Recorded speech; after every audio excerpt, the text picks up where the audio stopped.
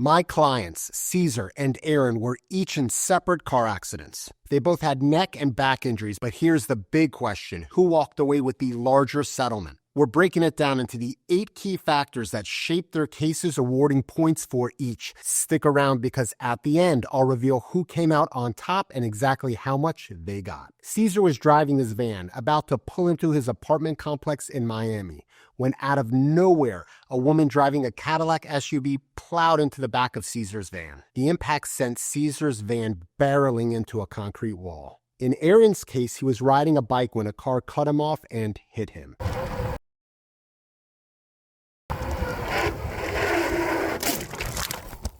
It sent Aaron flying onto the ground. However, unlike Caesar, Aaron didn't have a car protecting his body.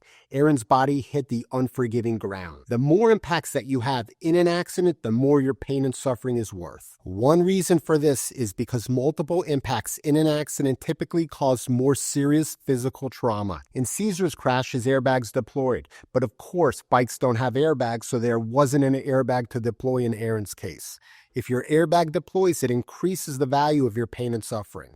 So although it's a close call, I'm going to say that Caesar had the harder impact. This is because you can see the enormous damage to the front of his van. It clearly was a high-speed crash. We're going to give a point to Caesar. Let's now look at fault, because unless someone else is at fault, you aren't entitled to money for pain and suffering. In Caesar's case, I requested the recorded statement of the other driver that her car insurance company took, and surprisingly, they gave it to me. The other driver said that Caesar slammed on the brakes. She was basically placing blame on him. In Aaron's case, he was heading downhill on an e-bike, but the driver who hit Aaron didn't accuse Aaron of speeding. So Aaron gets a point here for an easier time proving fault. After Caesar's crash, someone called 911. Paramedics arrived and rushed Caesar off to the hospital. After Aaron's wreck, he rode his bike home. When an ambulance takes you to the hospital directly from the accident scene, it signals a sense of urgency and severity about your injuries. This can increase the value of your pain and suffering claim for several reasons. Using an ambulance shows that medical professionals believed your injuries were serious enough to require urgent care. Insurance adjusters and juries often perceive this as a sign that the accident caused major harm. That justifies higher compensation for your pain and suffering. If you've been injured in an accident in Florida or on a cruise and you think someone else may be at fault, click the link in the description below to see if I could be the lawyer for you. Ambulance and hospital records provide immediate and detailed documentation of your injuries and symptoms right after the accident. This creates a strong connection between the accident and your medical condition. It makes it harder for insurers to argue your injuries are unrelated or exaggerated. Delays in seeking medical attention can lead insurers to claim that your injuries weren't severe or weren't caused by the accident. Being taken to the hospital right away eliminates any gap in treatment, reinforcing the seriousness of your case. Juries and adjusters may interpret ambulance transport as a visible and dramatic impact on your life. This emphasizes the physical and the emotional toll of the accident. Since an ambulance took Caesar to the hospital, he wins this factor and gets a point. Caesar was at the hospital within just 1 hour of the accident, but Aaron waited to go to the hospital until the next day. The sooner that you get treatment after your crash, the more money you'll likely get for pain and suffering. This is because it shows you likely had more pain. So Caesar wins this factor. Both Caesar and Aaron are likable and honest. But Aaron had served in the U.S. Armed Forces. Juries like military service, and insurance companies know this when they evaluate your case. Your credibility has a huge effect on your personal injury case. In most accident cases where the jury awards a lot of money, the jury likes the plaintiff's character. Of course, you need serious injuries too.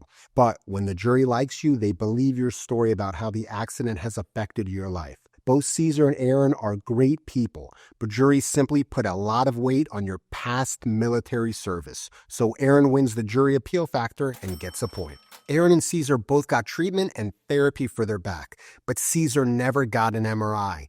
Aaron got an MRI and it showed that he had a tiny fracture in his spine.